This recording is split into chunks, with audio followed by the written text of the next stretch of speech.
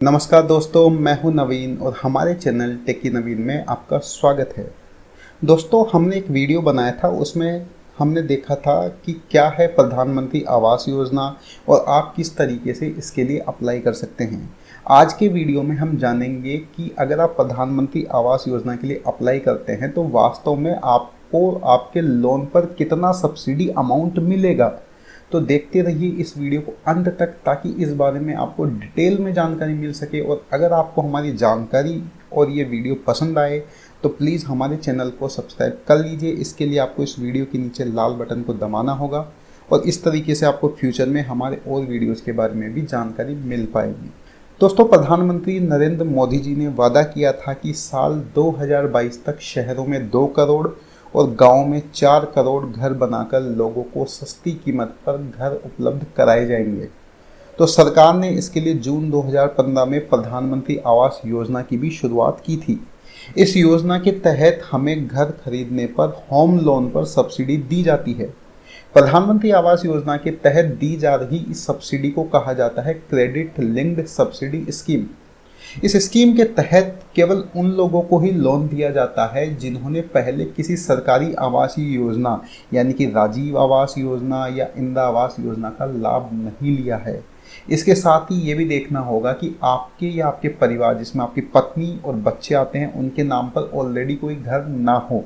नए मकान को खरीदने के अलावा आपको पुराने मकान को रीपरचेज करने पर भी लोन मिलेगा। इसके अलावा अगर आपके पास खुद का प्लॉट है या आप अपने घर में अतिरिक्त कमरा बनाना चाहते हैं तो भी आपको इस स्कीम के तहत लोन पर सब्सिडी मिलेगी। इस योजना के तहत सब्सिडी इनकम कैटेगरी के हिसाब से दी जाती है।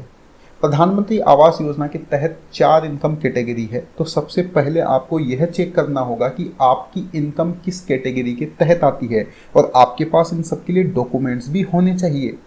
तो सबसे पहली इनकम कैटेगरी है EWS इकोनॉमिक वीकर सेक्शन, अगर आपकी इनकम 3 लाख से कम है। दूसरी है LIG कैटेगरी, यानी आपकी इनकम आती है 3 से 6 लाख के बीच में।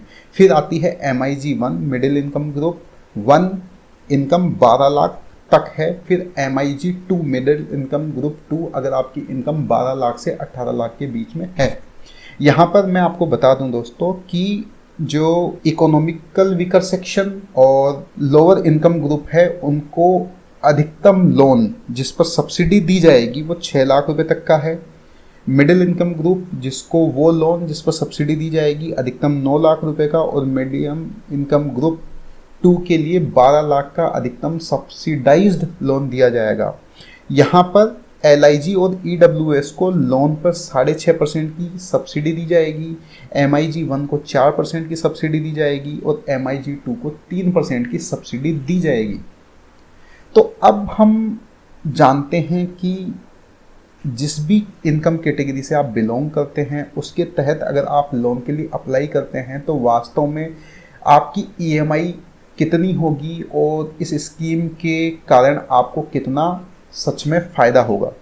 तो सबसे पहले हम बात करते हैं उस इनकम कैटेगरी के जहां पर आपकी इनकम 6 लाख रुपए से कम है। आपकी इनकम अगर 6 लाख रुपए से कम है तो आपको अधिकतम 6 लाख रुपए का लोन मिलेगा जिस पर आपको सब्सिडी दी जाएगी। मान लीजिए आज की तारीख में रेट ऑफ इंटरेस्ट 9% है और आप 20 साल के लिए लोन लेते हैं, तो इस केस के अंदर आपकी EMI बनेगी 5,398 रुपये, 5398।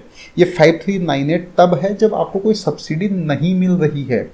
तो अगर आप 5398 को 240 मंथ से, 20 साल में 240 मंथ हो गए, उससे मल्टीप्लाई करेंगे तो आप पाएंगे कि आप 6,95,000 जो है वो इंटरेस्ट के रूप में पे कर देते हैं। लेकिन यहाँ पर चूँकि आपकी इनकम 6 लाख से कम है तो आपको 6.5% की सब्सिडी दी जा रही है। वो 6.5% की सब्सिडी आपकी होगी 2,67,000 रुपये की। दोस्तों, यहाँ पर एक बात मैं बता दूं कि ये जो सब्सिडी है ये सरकार के द्वारा बैंकों को शुरू में ही दी जाएगी। इसके कारण क्या होगा कि आपका जो 6 लाख रुपए का लोन है वो बन जाएगा 3,33,000 का, और अब 3,33,000 पर ही आपका इंटरेस्ट कैलकुलेट होगा। तो अगर 3,33,000 पर 9% के हिसाब से 20 साल के लिए आप इंटरेस्ट कैलकुलेट करते हैं तो आपकी EMI बनेगी 2,996 की, यानी पहले बन रही थी 5,398 की, अब बन रही है 2,996 की, यानी हर महीने 2402 ₹2402 का आपको बचत है। तो इस प्रकार से गवर्नमेंट की सब्सिडी मिलेगी आपको 2,67,000 की। ये LIG और EWS कैटेगरी के लिए है, लेकिन आप यहाँ पर EWS वाले 30 वर्ग फुट तक का मकान ले सकते हैं और LIG वाले 60 वर्ग फुट तक का। अब हम बात करते हैं MIG 1 middle income group 1 category की, जहां पर आपकी इनकम 12 लाख रुपए तक है। यहां पर आप अधिकतम 9 लाख रुपए का लोन ले सकते हैं, जिस पर आपको सब्सिडी मिलेगी। अगर 9 लाख रुपए से ऊपर का लोन आप लेते हैं तो जो वो 9 लाख से ऊपर का लोन है उस पर आपको सब्सिडी नहीं मिलेगी। अब फिर मान लेते हैं कि 9% की इंटरेस्ट रेट है और आप 20 साल के लिए लोन लेते हैं, तो आपकी EMI बनेगी 8098 रुपीज़ की पर मंथ, 8,098 रुपये। तो इस तरीके से फिर आप 20 साल के लिए पे करेंगे तो आप पाएंगे कि आप अराउंड 10,43,408 रुपये इंटरेस्ट पर पे कर देते हैं। लेकिन 12 लाख तक की इनकम वाला जो ग्रुप है उसको 4% की सब्सिडी दी जा रही है। ये सब्सिडी होती है 2,35,000 रुपये की। तो इस तरीके से ये सब्सिडी बैंकों को सरकार के द्वारा शुरू में ही मिल जाएगी। तो आपका 9 लाख का लोन बन जाएगा 6,65,000 का, और इस पर आपकी EMI कैलकुलेट होगी। आपकी EMI जो बन जाएगी वो बनेगी 5,983 की, जो आप 20 साल तक के लिए पे करेंगे। इस तरह से हर महीने आपकी जो EMI वो कम हो गई 2,114 रुपये, और आपको टोटल गवर्नमेंट की सब्सिडी मिली 2,35,000 रुपये।